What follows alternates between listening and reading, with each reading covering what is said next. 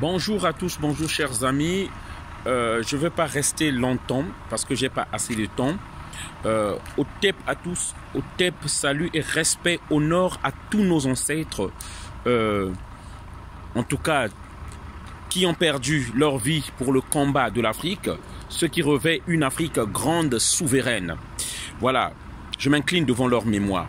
Alors, je fais cette vidéo rapidement, simplement, pour répondre à un énergumène, un ignorant, un raciste, un néo-nazi, qui s'appelle Franck Beller. Franck Beller. Vous partez sur une page Facebook, ça s'appelle Franck Beller, qui est en train de raconter des anéries, qui est en train de raconter des choses qui n'ont ni tête ni queue, voilà, qui n'ont pas de fondement historique. Beaucoup me diront, ne perds pas ton temps à répondre ce raciste, ce néo-nazi. Non, moi je lui réponds, c'est pas pour lui, parce que n'est qu'un idiot. Comme il dit qu'il va aller porter plainte aux insultes et tout l'autre là, il n'a qu'à aller porter plainte. Moi je réponds plus par rapport à tous ces ignorants, ces idiots et ces racistes, ces néo-nazis qui sont sur sa page, qui l'encouragent à continuer à raconter des bêtises. Voilà. Et déjà, je tiens à dire, Franck Beller, Beller, c'est pas un nom français. C'est toujours ceux qui viennent d'ailleurs là.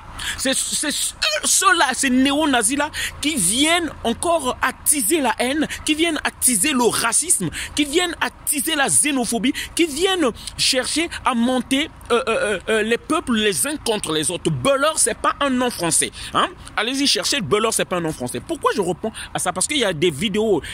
Il a fait une première vidéo où il a parlé des Maliens, des violeurs donc de territoire qui violaient les territoires français et qui profitaient de la CAF. Voilà. Et il vient de refaire une deuxième vidéo, encore en insistant sur ses propos. Je tiens à dire, parce que ce monsieur-là, moi je pense qu'il n'a pas des arguments, il n'a pas des appuis lorsqu'il raconte tout ce qu'il est en train de raconter là. Il faut savoir que d'après les chiffres de l'INSEE, de tout ce qui étudie bien les vagues d'immigration là, l'immigration rapporte à la France plus qu'il ne fait perdre à la France. Il faut le savoir. Et monsieur, je tiens à vous dire, lorsque vous parlez des soldats français qui sont tombés au champ de bataille au Mali, vous savez combien d'Africains sont morts pour cette France-là pendant que vos parents à vous étaient des néo-nazis ou vos parents à vous se cachaient? Ce sont les Africains. Ce sont les Africains qui sont venus délivrer ce pays-là. La première victoire de l'armée française, elle était noire.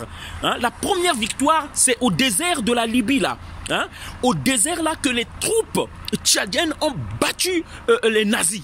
C'était la première victoire. Il faut connaître l'histoire. Lorsque vous ne savez pas, vous devez vous taire. Et nous avons perdu nos hommes à la porte de Lyon, là. C'était des Noirs qui ont délivré la France. Il faut le savoir, monsieur. Donc, ne venez pas raconter n'importe quoi. La France ne produit ni de cacao. La France ne produit ni de mangue. Mais pourtant, vous prenez le cacao chaque matin et vous vendez des jus de mangue. Pourquoi la France a voulu déstabiliser la Côte d'Ivoire? C'est parce qu'il n'a pas voulu perdre ce marché-là du cacao, là. Voilà, parce qu'ils pensent que la Côte d'Ivoire, c'est sa propriété. Lorsque vous dites, allons-y faire la guerre en Côte d'Ivoire, au Niger, vous voyez, là se révèle votre personnalité barbare et prédatrice. Vous êtes content de dire ça, allons-y faire la guerre au Niger. Mais l'Afrique ne subit que ça depuis des années. Les guerres. Et si vous ne le savez pas, au Congo-Brazzaville, d'où je viens, mais c'est la France de Jacques Chirac qui a imposé un dictateur. Ils ont fait un coup d'État avec des armes françaises. Et vous vous demandez pourquoi nous nous fouillons, nous venons ici. Ces guerres-là sont organisées. Et c'est ça que vous devez savoir, monsieur. Si vous ne le savez pas, renseignez-vous. La guerre profite à l'Occident. L'Afrique n'a pas d'intérêt à faire des guerres. Voilà. Et nous fouillons parce que vous nous emmerdez, vous nous empêchez de vivre chez nous. Et lorsqu'on vient ici, vous voulez encore nous empêcher de vivre ici. Renseignez-vous. Est-ce que qui a appelé les soldats français? Renseignez-vous. La quasi-totalité du peuple malien ne demande que le départ des troupes françaises. Oui, moi je vais le répondre parce que ce monsieur-là, j'ai bien dit, ça passe, c'est Franck Beller.